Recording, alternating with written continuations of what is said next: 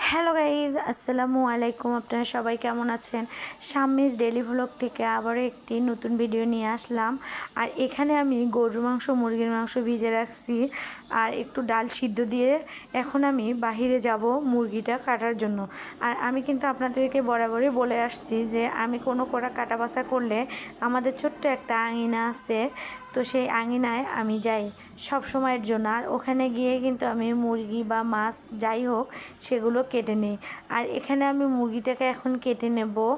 কেটে নিয়ে আমি মুরগিগুলোকে কিন্তু ভালো করে ধুয়ে নেব। আর আমি কিন্তু মুরগি বাছাটা একদম কারো কাছে নেই না, আর আমার পছন্দ হয় না। আমি যদি নিজে মুরগি কখনো বেছে নেই তাহলে আমি নিজে রান্না করে খাবো, আর অন্য কেউ রান্না করলেও আমি খাই না। এরপরে এখানে আমি মুরগিগুলোকে একটা একটা করে বেছে নিলাম। আর দেখেন আমার কলেপাড়ের অবস্থাটা একদম নোংরা হয়ে গেছে, তাই এখানে কলেপাড়টা একটু পরিষ্কার করে নিলাম।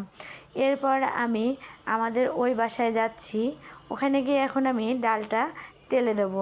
আর আমার মা যখন ডাল রান্না করতো আমি কিন্তু দাঁড় হয়ে দেখতাম যে সে কীভাবে ডালটা রান্না করে।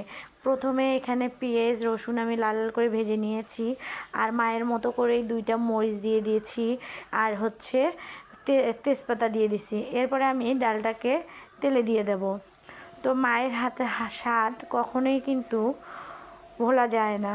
মা তো মাই, আর মায়ের হাতের ঘ্রাণটাই অন্যরকম।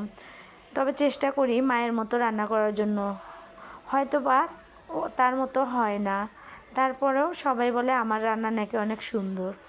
তো এখানে আমি মুরগিটা রান্না করব জন্য পেঁয়াজগুলো একদম বেরেস্তা করে নিলাম। আর করে নেওয়ার পরে এখানে আমি আদা বাটা, রসুন বাটা, জিরে বাটা, মরিচের গুঁড়া, হলুদের গুঁড়া ও পরিমাণ মতো লবণ দিয়ে দিচ্ছি।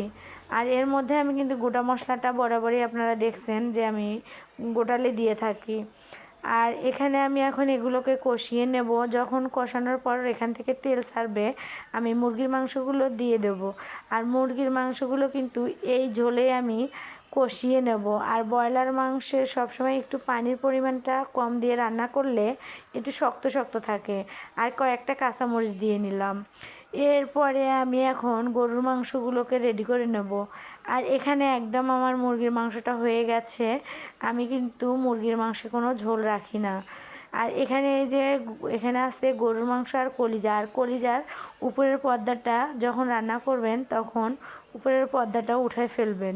আর আমি কিন্তু সবসময় কলিজার উপরের পর্দাটা উঠাই ফেলি। তো এখন আমি গরু মাংসটা রান্না করার জন্য এখানে মরিচের গুঁড়া, হলুদের গুঁড়া, লবণ, আদা রসুন বাটা সব কিছু দিয়ে দিছি। আর আমি কিন্তু পেঁয়াজটা অনেক আগেই ভেজে নিয়েছি। এরপরে আমি এখন এগুলো কষাবো। আর এগুলোতেও যখন একটু তেল ছাড়বে আমি গরুর মাংসগুলো কিন্তু দিয়ে দেবো। তো আসলে কি বলবো, আজকে আমরা বাসায় ছোট্ট একটা আয়োজন করেছি, সেটাও আপনাদের সঙ্গে শেয়ার করব। আর এই কারণে আমি তাদের জন্য এই রান্নাগুলো একা হাতেই করতেছি। আর এরপরে এখন আমি মাংসগুলোকে কষাবো। আর কষিয়ে নেওয়ার পরে আমি কিন্তু এই গরু মাংসটা একদম লাল লাল করে রান্না করব, ভাজা মাংসের মতো। তা আপনারা হয়তো বলবেন যে আপু সবসময় কেন জানি গরু মাংসটা ভাজা করেই রান্না করে।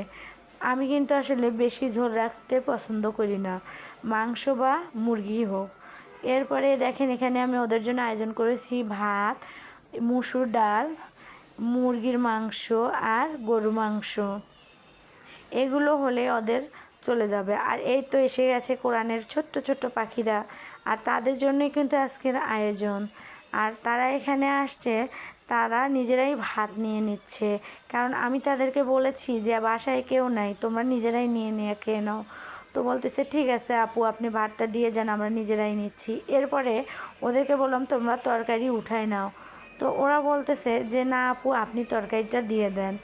এরপর ওদেরকে আমি তরকারিগুলো দিয়ে দিচ্ছি, আর ওরা পেট ভরে খাচ্ছে। আর ওদেরকে আমি বললাম যে তোমরা পেট ভরে খাবা, যার যেটা লাগবে আমাকে বলবা, আমি সঙ্গে সঙ্গেই দিয়ে দেবো।